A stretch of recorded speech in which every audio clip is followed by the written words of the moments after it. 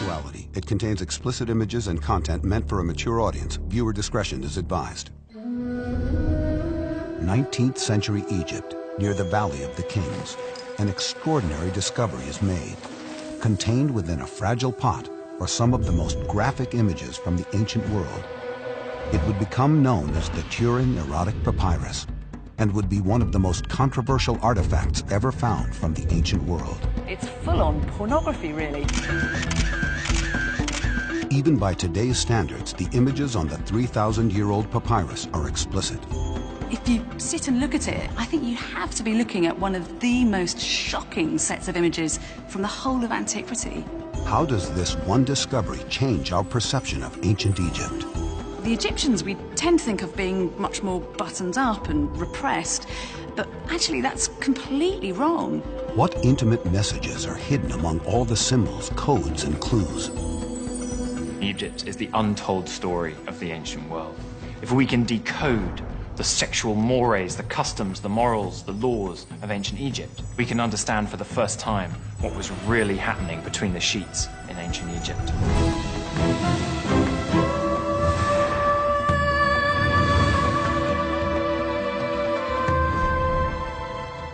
Turin, Italy.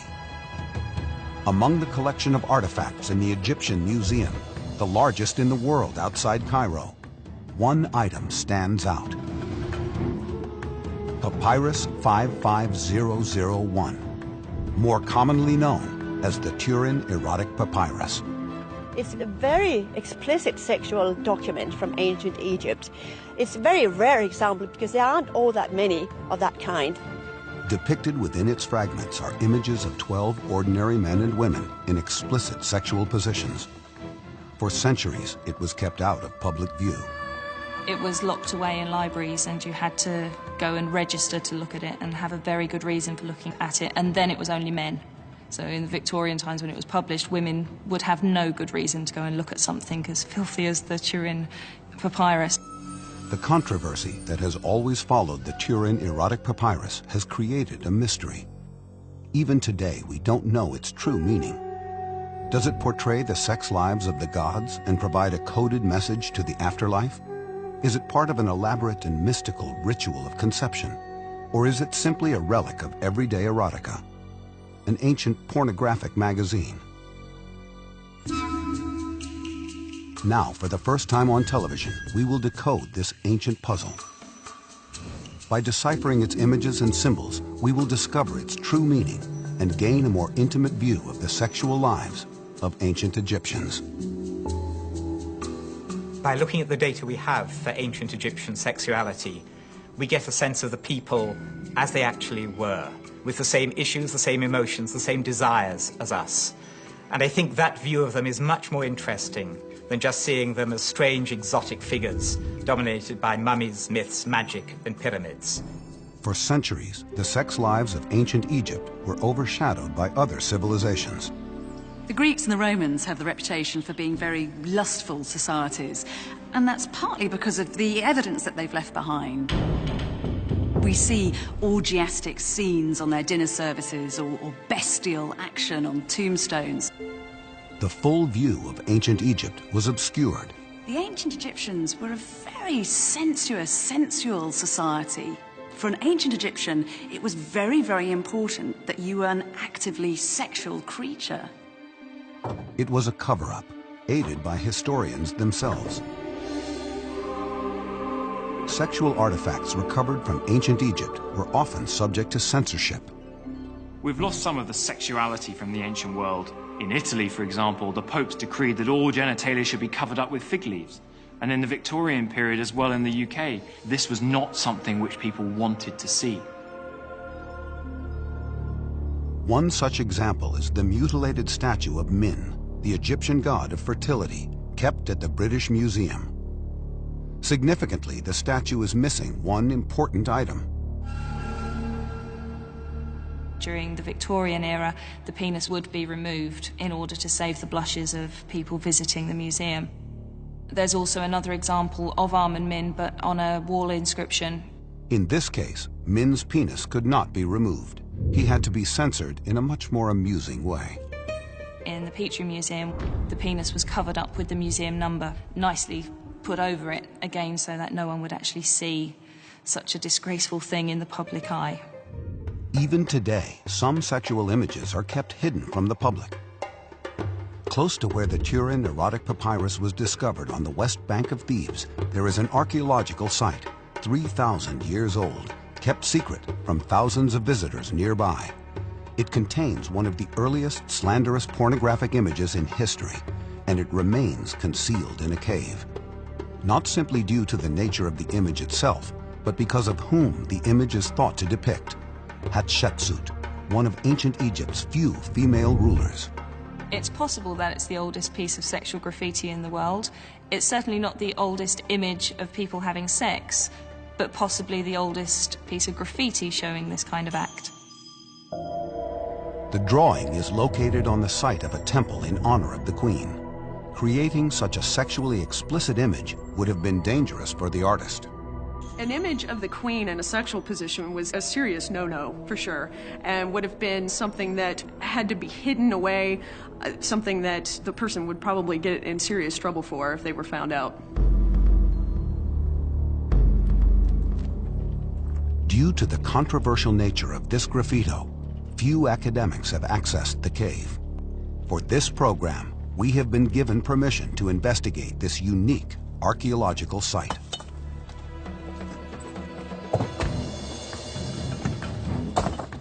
They block up the site to keep visitors out, and nobody gets to go in, usually. So now I'm getting to go in, and I'm very excited. So we're going to take the door down, and we're going to go in. Okay. Shukran.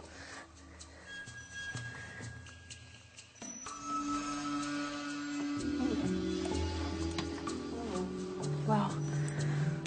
Oh, wow, this is something.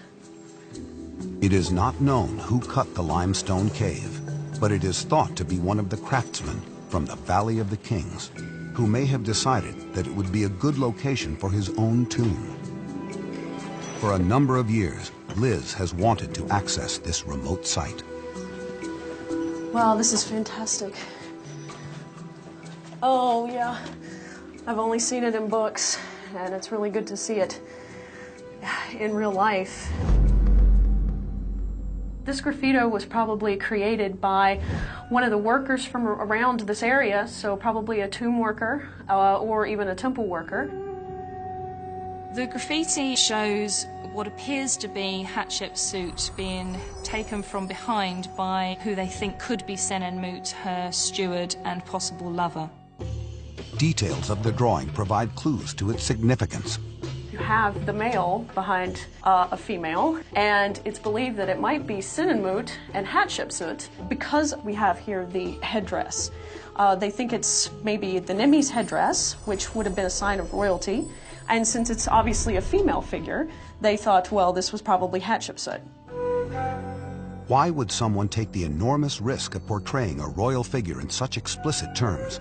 This was the artist's way of showing his distaste at the fact that they did have a female king. It went against the laws of Mart, it went against everything that Egypt stood for. The graffito offers a new view of the Turin erotic papyrus. When matched against the Turin images, it shows similarities to one of the 12 sexual intercourse positions depicted. Could it also have been a slanderous message?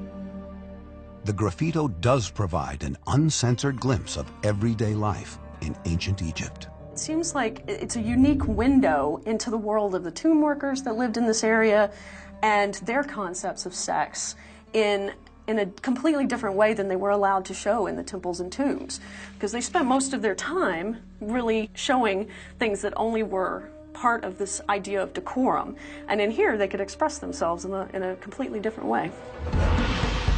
But Egyptologists still face an incomplete picture of sexual life in ancient Egypt. To get the full intimate details, we must piece together the true meaning of the Turin erotic papyrus. Could they be messages to the kings and queens of ancient Egypt, or perhaps to an even higher power?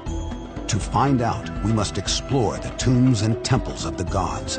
There, the walls are filled with hidden codes, and if you know where to look, the sexual messages are everywhere. We are decoding an ancient sexual artifact known as the Turin erotic papyrus. Could it be a message to Egyptian royalty, like this piece of graffito found near the Valley of the Kings? Or could it be a message to a higher power, a message to the gods? To find out, we must enter the sacred temples, the gateway to the afterlife. Here, the images contain a code, symbols filled with sexual messages. In religious iconography on temple walls, you see a lot of gods with huge erections, you see deities having sex, but Egyptian temples are very much enclosed spaces, which very few people would have access to. Journeying along the River Nile, a team of experts will enter the sacred heart of Egypt's most important temples. By analyzing their artwork, they can unlock their hidden meaning.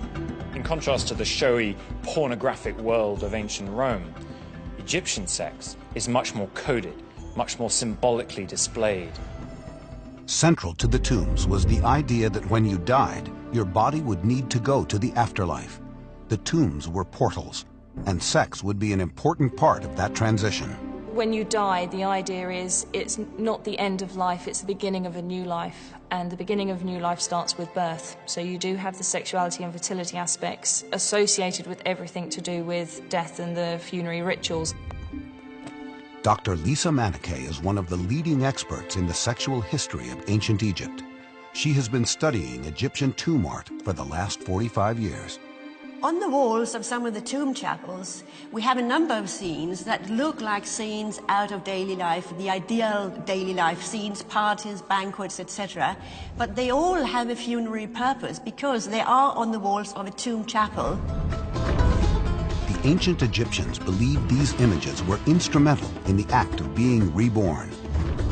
This is sex in disguise, you may call it like that. It is a picture of the ideal occasion in real life. In order to be reborn, you have to have these sexual activities that goes before any birth or rebirth. Symbols that we see on the temple walls are also present on the Turin erotic papyrus. The key word here is the lotus flower. The lotus flower is a symbol of resurrection. Probably had narcotic properties, so it's not without reason that they're sniffing these lotus flowers, but they're just everywhere. There are also other similarities between the codes here and our mysterious papyrus, symbols that also ring true today. Sex is greatly facilitated, I think, the initial steps by means of alcohol, and the Egyptian knew that. And we always have this triangle of sexuality, of music, and of drunkenness. It really goes together. It did then as it does today. The messages reveal that sex was central to rebirth in the afterlife, but their interpretation can be complex. Sexuality was of paramount importance, and it is displayed not directly, but through symbols. Leaving the temples of Luxor behind, Lisa is traveling to the Egyptian capital, Cairo, to study one of the most important finds from the ancient world, the treasures of Tutankhamun. Hidden on a 3,500-year-old clothes chest, Lisa believes she has found a significant clue to how the ancient Egyptians depicted sex in a covert manner. This is a clothes chest that was found in the tomb of Tutankhamun. On it we see a picture of the king sitting on a chair, shooting bow and arrow. At his feet we have his wife, Queen Amun, who's holding an arrow ready for him to shoot. The mere fact that he's actually shown in that position, shooting with bow and arrow, takes us to the real significance of this scene, the symbolic, encoded message. The key to this clue is its double meaning. The word seti in Egyptian means shooting, but it also means to ejaculate, which has a very sexual significance, because they wanted to be reborn in the hereafter, in the afterlife. And in order to be reborn, they had to have some sexual activity beforehand. And this is what is explained here in a coded message. And this is a way of visualizing this very vital sexual energy which they needed to be reborn. Hunting was a common metaphor for sexual prowess in the ancient world. Similar codes have been found on the tomb wall of an accountant named Nebamun. It shows Nebamun accompanied by his wife, his young daughter, and he's out in the marshes hunting birds and catching fish. And it is also, of course, an intensely erotic scene to the original audience's eyes. Traveling through the marshes is known to be an ancient Egyptian euphemism for having sex. All of these overtones of fertility, productivity, sensuality, all combine in this image to suggest how Nebamun will be reborn in the eternal life, how he'll continue very much as a sexual, sensual being. Could the Turin erotic papyrus have been a link to the afterlife? Could it have been a coded message to the gods? It does show the 12 positions of intercourse. Whether they relate to this world or the next or to the world of the gods, that is very much debated at the moment. To find out, we must first explore the sex lives of the ancient Egyptian gods themselves. Only certain people would be able to come into this part of the temple, probably priests, not ordinary people who would be kept outside the temple precinct. So these images would be hidden and wouldn't be a part of what the everyday people would be seeing. 3 hours south of Luxor is the Temple of Abydos. Hieroglyph symbols provide clues that sex was important to the ancient Egyptian gods. The ancient Egyptians had two ways of writing their language, one of which was in hieroglyphics, or sacred carved writings. There's a lot of symbolic imagery behind both the illustrations themselves and the writing system, because each individual hieroglyph is in fact a picture of something. There are a lot of different meanings. Things can be read in a variety of different ways. In this section right here, you can see this one particular sign, which is a phallus. The phallus is part of the Egyptian repertoire of hieroglyphic signs, and it can have one of many meanings, but it is indeed a very sexual symbol. The phallus hieroglyph signifies masculinity, aggression, fertility, and sexual power, revealing a sexual side to the gods. Sex was deeply ingrained into religious beliefs. The whole of Egyptian society is certainly based around sex in the sense that they understood its importance and its significance, and that without the sexual act, their society wouldn't continue. Sex was also central to ancient Egyptian creation myths. Contained within the British Museum is an ancient papyrus which shows how the Egyptians believed their gods performed sexual acts to create the world. It's a rare piece of evidence which reveals that sex formed a magical and mystical aspect to religious beliefs in ancient Egypt. In one way, the Egyptians are very different from us. They are very discreet about human sexual activity, but when it comes to the gods, the iconography to us seems just to be simply pornographic. To represent how self-sustaining and fertile the earth is, the ancient Egyptians show the autofellatio of the earth god Geb. It's not something we would consider putting in a religious context, still less burying as a religious document with a priestess of the main god of the time.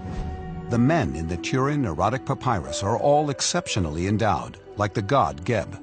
Rather than mere mortals, could these men and their sexual acts be a depiction of gods in the afterlife? To investigate further, we must go into the temples of Abydos. Deep within its chambers is a phallic symbol linked to the story of Isis and Osiris, a mythical tale of life and rebirth. We're going into the chapel of Ta Sokar, and there's a few really interesting reliefs that are located here that show the god Osiris. Here we have an image of the mummiform Osiris shown on a bed with the goddess Isis as a bird located on top of his erect phallus. The scene is a lot more coded than you would see in a tomb or maybe even graffiti or whatnot, because it shows the gods. And so you don't have the image of Isis as a woman, you have an image of Isis shown as a kite or a bird of prey. This was probably not a shocking image to the Egyptians, though.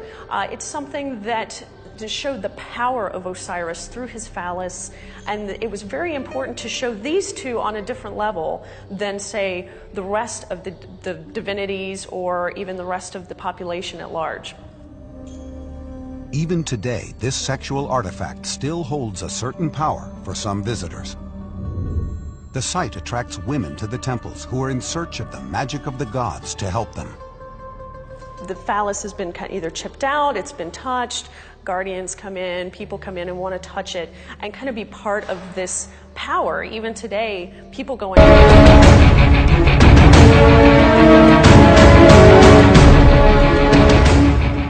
into temples and want to be part of this fertility that could even make them pregnant in modern day times. So the coded symbols and graphic depictions were not just a way to be reborn into the afterlife. They were linked to fertility in everyday life and the act of sex itself. For some, this would all be revealed, all take place in a dark, intimate room called the Bes Chamber. The Turin Erotic Papyrus offers a shocking but cryptic image of sex in ancient Egypt. To understand its meaning, we are decoding other sexual images from the era. They reveal that sexuality was connected with the gods and helped the transition into the afterlife. But how did this affect ordinary Egyptians in their everyday lives? For the ancient Egyptians, sexuality was very much just a part of daily life. From the few settlement sites that we have, we can see that they lived in fairly small houses and would have lived on top of each other, quite literally. So the sexual act would have been fairly visible to all the family. Sex, conception, and fertility were closely linked with the gods, with one god in particular. Bes is the god of fertility. He is the protector of pregnant women. He's the protector of young children. How did ordinary Egyptians trying to conceive interact with the god Bes? A fascinating new site may provide intriguing answers. It is situated 22 miles south of Cairo in Saqqara, which is also known as the City of the Dead. At Saqqara, there are the so-called Bes chambers, 4 little rooms decorated with figures of Bes and naked women on the walls. Mystery still surrounds this incubation, or Bes chamber. These chambers seem to have been used by people who were having trouble conceiving. Perhaps they came there to sleep the night in the chamber and to go away expectantly hoping to conceive. Perhaps they came to receive advice from the priests of the god himself. Bes is first and foremost a deity connected with everyday life. He was considered to bring good luck and prosperity to married couples and their children. He also played a vital role in the ritual of childbirth. Childbirth is always a dangerous time, and so various rites have to be performed. And certain gods are really dedicated to watching over the new mother and the new child, such as Bes. There's also a sense he's the household familiar. He's a bit of a comic character. The mystical rites that surrounded Bes were also important in warding off evil spirits during childbirth. In the Manchester Museum is a unique Bes mask, which may have been worn during childbirth by a priestess. This mask may have been worn by a dancer who would have been involved in a ritual, some kind of ritual dance to protect the household and protect the women. As well as ritual masks, priests would also use magic wands in the process of childbirth. They were used to maybe draw a circle, protective barrier around the mother and child, doing a ritual like encircling you to ward off evil and to keep goodness in. Might actually be a very comforting thing for the mother in labour. Bes is also believed to have a more erotic charge. One theory suggests that he was used to prevent sexually transmitted diseases.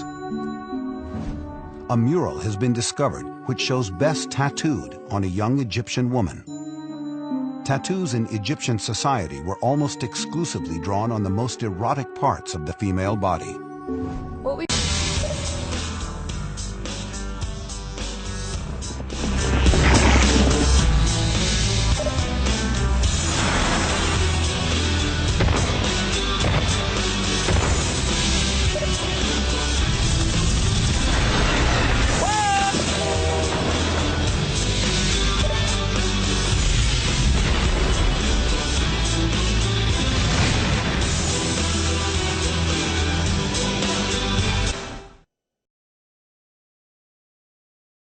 got here is a New Kingdom fertility figurine. She's got tattoos across her buttocks. There's a line of dots, rather like a belt, also a sign of fertility and sexuality.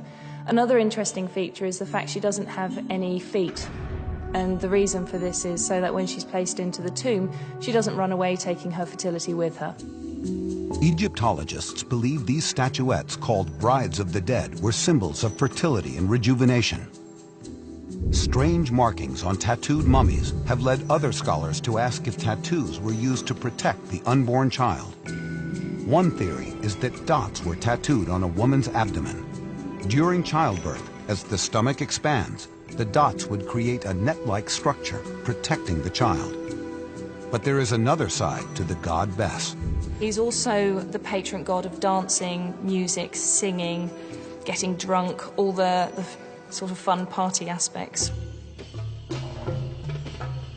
Another depiction of Bes on the thigh of an Egyptian woman is shown on a blue bowl which dates to 1300 BC. The woman depicted is a musician, which is apt, as sex and music were very much linked. Today, modern belly dancers use coin belts to accentuate the sensuality of the movements, as well as the sounds. And sound would be a key signifier of sex in ancient Egypt. There are also scenes of music, because music and sexuality go together. Images of music and dancing would signify another association with the gods. One goddess in particular reveals another side to sex for the ordinary Egyptian. The goddess known as Hathor, the daughter of the sun god Ra, was the most important deity in one's sexual life. She was the goddess of physical love and spiritual love. There was one object that was particularly important in the cult of Hathor, and that's what's called the sistrum, a sacred rattle, which has a picture of Hathor on it. And whenever anybody rattled and made a noise with such a sistrum, it meant that the goddess was present, she was there.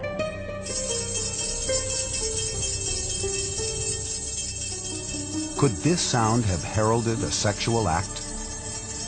We see in many tomb scenes dating as far back as the Old Kingdom, where there are scantily clad women who are dancing and shaking these sistra as part of a ritual celebration. The coded references on the temple walls between sex and music are mirrored on the Turin erotic papyrus. Via our reconstruction, we have also discovered a sistrum on the papyrus, suggesting that the goddess Hathor is present in the sexual acts being carried out. The gods and their rituals were seen to aid fertility and ultimately the physical act of sex. But how did ordinary ancient Egyptians feel about sex? The Turin erotic papyrus provides a startling glimpse back 3,000 years. Through exploring the daily sex lives of ancient Egypt, can we unlock its graphic images? We know that some sexual images are connected with the gods, and others with the rituals of fertility. But could the Turin erotic papyrus have simply been ancient pornography? To find out, we must first understand what the ordinary Egyptian considered erotic. To do this, we must return to the site where the erotic papyrus may have been discovered. It is an important settlement that was occupied by the workmen who built the Valley of the Kings.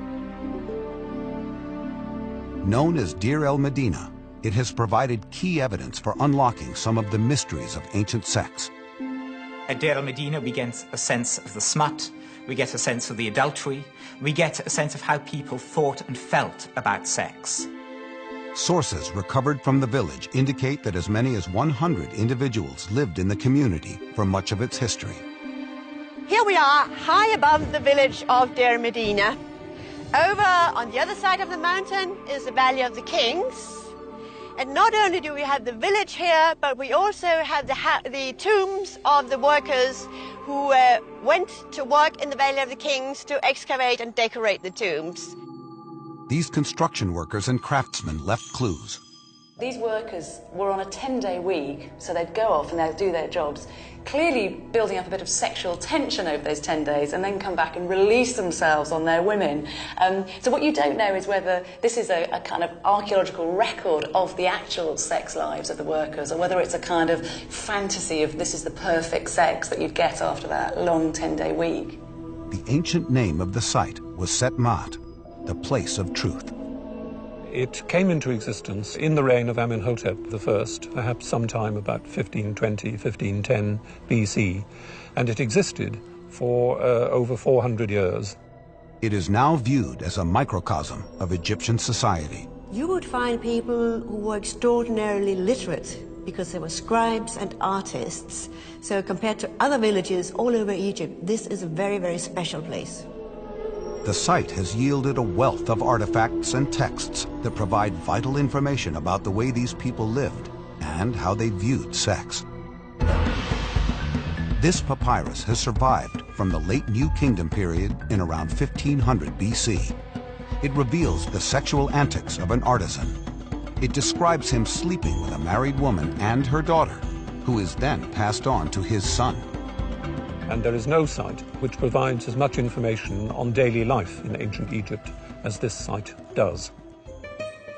The site provides so much lasting archaeological information simply because the area surrounding the Valley of the Kings consists of limestone. This provided the workmen with shards of rock that they could use as sketchbooks. In Deir Medina have been found lots of flakes of limestone with wonderful drawings on them, which the craftsmen sat and did while they were having their time off when they are not working over in the Valley of the Kings. Known as ostraca, thousands have been found. They have been proven to be fascinating and important slices of ancient history. This is a small flake of limestone from the village of Deir Medina, and on it there's a doodle, a cartoon, done by the workmen who decorated the tombs in the Valley of the Kings. And it shows a man having sex with a woman, and beside it there's a line of hieroglyphs, and she's saying, "Calm now is the desire of my skin." And it seems to be a sort of parody of the religious scenes you see on temple walls. The craftsmen would use these pieces of rock as sketchbooks for their thoughts which would reflect everyday life.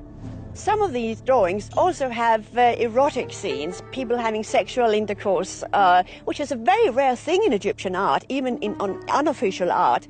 But this is the place where these things would come from. Just like Egyptian statues, these images were subject to censorship through the ages. Today, only a few remain on display to the public. Hidden in a corner of an old cabinet in the Cairo Museum is a sexual representation that is both shocking and beautiful. After persuading the museum, we were allowed to show this 3,000-year-old sketch on camera. Here we have some ostraca from Deir el-Medina, from Luxor. And ostraca, it's a Greek word, means like shell or limestone flake.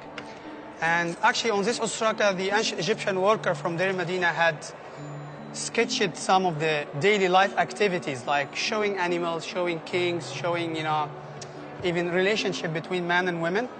Like this one, for example, it shows a man and woman making love, and it's painted in black ink. The man is kneeling in front of the lady, and she's wrapping her legs, her thighs, around his neck. This must have been one of the favorite ones because it has been depicted so often. It's beautifully drawn because not all the pornographic drawings are very well drawn, but this one is, from an artistic point of view, it's also very high quality. We begin to see a more common view of erotica in everyday life. From another image recovered from Deir el-Medina, we see a young woman wearing see-through clothes, a recurring image in Egyptian society. When they represent women in linen garments, and they wear long linen garments in the New Kingdom, they create the impression that you can see through the linen garments, which of course you couldn't. But high-quality linen will cling to the shape of the body, and they therefore represent the ghost of the body underneath, which again indicates the interest in the female form. By studying ancient Egyptian love poetry, we can gain a further insight into the type of sexual fantasies that were prevalent in everyday society. These texts reveal the sensual feelings of ancient Egyptians. Around about 1500 BC, we start to get evidence of this beautiful love poetry that ancient Egyptians would write to one another. The men are all described as kind of superheroes, and the ideal woman emerges wet from the Nile with her clothes clinging to her body. Bettany Hughes discovers one reference to a fantasy that is just as evocative today. This is one very good example of a bit of love poetry which came from Deir el Medina, and it was written about 3,000 years ago. It's a lover who's writing to his girlfriend, and he describes her perfect white breast, that she has fingers like lotus flowers. He says, in her thighs her beauty rests, and when she passes all men turn their necks to look at her.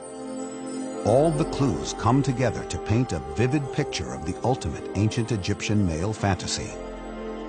A beautiful and seductive young woman rising, dripping wet from the sacred River Nile. It's a seductive image we could easily see in a movie or advertisement today. They were very sensitive, and if the words are anything to go by, then some of them were clearly very skilled lovers too. So if they had the same sexual appetite as we do, did the ancients also have the same voyeuristic desires? Could the sexually explicit papyrus be the world's first men's magazine? The smoking gun that reveals the truth about sex in ancient Egypt. The Turin Erotic Papyrus is one of the most sexually explicit documents ever recovered from antiquity, yet its true meaning remains a mystery. It's a code that needs to be cracked if we are to understand the truth about the real sex lives of the ancient Egyptians. The Turin Erotic Papyrus is a document which some Egyptologists get very po-faced about. They're clearly deeply embarrassed about this sort of thing. But the plain fact is that the ancient Egyptian approach to sexuality was a great deal more relaxed than the attitudes that we find in current monotheistic societies. For much of its history, it's been kept under lock and key. The previous curator at the Egyptian Museum in Turin placed a table in front of the artifact so that no one could stare deep into its surface. We have been afforded unique access to film the papyrus. Historian Bettany Hughes has been fascinated by this artifact and is intrigued to see the object up close. It is a shocking revelation for her. What I'm looking at is completely unique in the world. There's nothing else like this.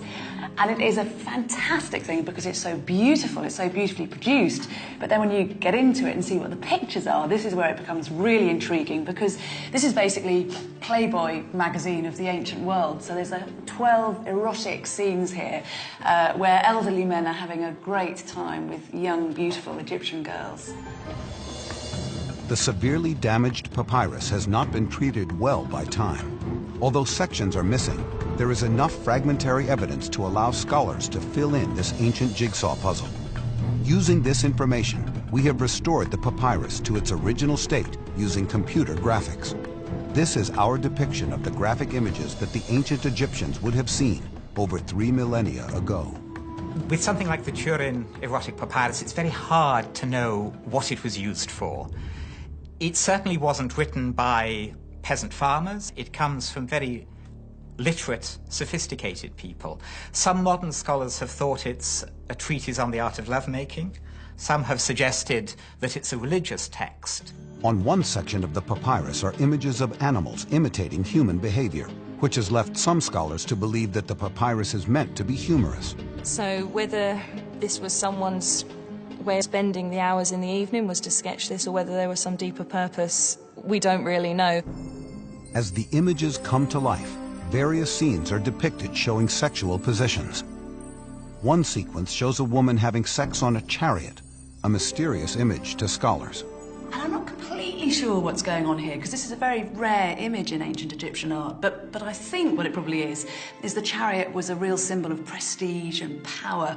So probably what you've got is a conflation of sex and violence 3,200 years ago, just as we put the two together today. The woman's hair is being pulled by the old man. Hair was very erotic in ancient Egypt. Hair was one of the most erotic things a woman could have in ancient Egypt, especially in the New Kingdom, the 18th and the 19th dynasty. Most Egyptians shaved their heads, so they were bald as a way of getting rid of lice and other such horrible, noxious, crawling things in your hair. So they would wear these very elaborate wigs. Other Egyptian texts refer to hair, One states, put your wig on and let's go to bed. The idea was that the bigger and more elaborate your wig, the sexier you were. And in some of the 19th dynasty love poetry, they do actually refer to women being so enamoured with their loved one that they forget what they're doing and they leave their hair half undone, and it's the equivalent of being caught naked, really, to be caught with your wig only half prepared. Our ideas of rock and roll hedonism also seem to be present in the papyrus. Young girls servicing aging men while high on drugs. We see images of scantily clad young ladies involved in the sexual act. On the top of their heads depicted is a lotus flower. Now clearly they aren't wearing these lotus flowers, but the lotus flowers are symbols, and what we learn from seeing these lotus flowers is that these young women are under the influence of the narcotic that could be extracted from the lotus flower. And so what we are to understand by that is that these women are open to enjoying the sexual act. With evidence of drugs, alcohol, music, and aging men, are we looking at an ancient brothel? I suspect this is a brothel. I mean, there's a lot of sexual action going on here. It would be hard to imagine this was just a normal night out in Bronze Age Egypt. Interestingly, actually, if this is a brothel, then the prostitutes, of course, wouldn't have been paid in money because there wasn't cash at this time. So they'd have been paid for their services in something like fish or maybe a bushel of wheat. But what evidence is there of prostitutes in ancient Egypt? It's very likely prostitutes existed. As they say, it's the oldest profession in the world. We do have snippets of information that could suggest prostitution existed, one being the Turin erotic papyrus, which could be a story of a New Kingdom brothel in Thebes. Can we answer the burning questions? Who was the papyrus made for? What was it for?